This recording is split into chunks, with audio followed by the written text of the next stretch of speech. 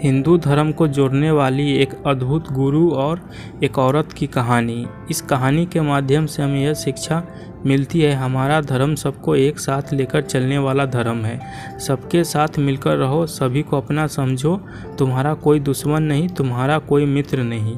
आगे इस कहानी को विस्तार से सुनिए क्या होता है। एक औरत बड़े ही खुश होकर एक गुरु जी के पास गई। गुरु जी के चरण छुए। गुरु जी ने आशीर्वाद दिया और पूछा, माता जी सब कुशल मंगल तो है ना? औरत ने बहुत खुश होकर कहने लगी, यदि संसार में कोई सबसे ज़्यादा खुश है तो वह मैं हूँ।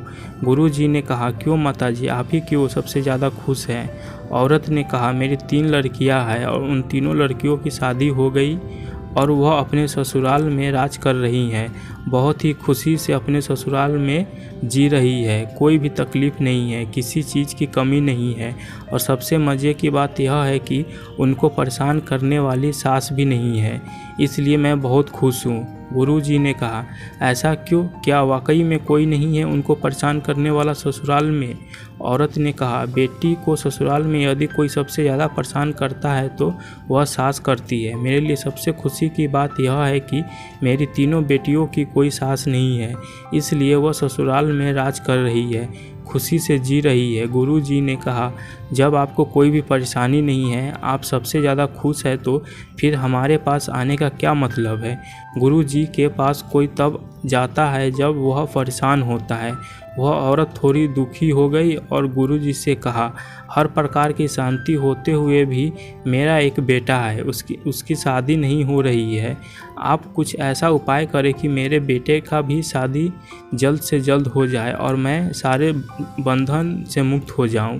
गुरु जी मुस्कुराते बोले, क्यों माता जी, क्या कोई लड़की नहीं मिल रही है? वह औरत ने कहा, लड़की तो बहुत मिल रही है, कुंडली भी मिल रही है, सब कुछ मिल रहा है, लेकिन अंत में यह रिश्ता टूट जाता है। गुरु जी ने कहा, ऐसा क्यों?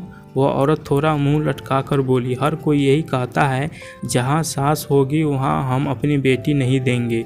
गुरु जी मुस्कुराते हुए बोले, इसी को कहते हैं जैसी करनी वैसी भरनी। जब तुमने अपनी बेटी की शादी ऐसे घर में कराई जहाँ पर कोई सास नहीं है, तो कोई पिता अपनी बेटी को ऐसे घर में क्यों देगा जहाँ पर तुम जैसी छोटी सोच रखने वाली औरत हो?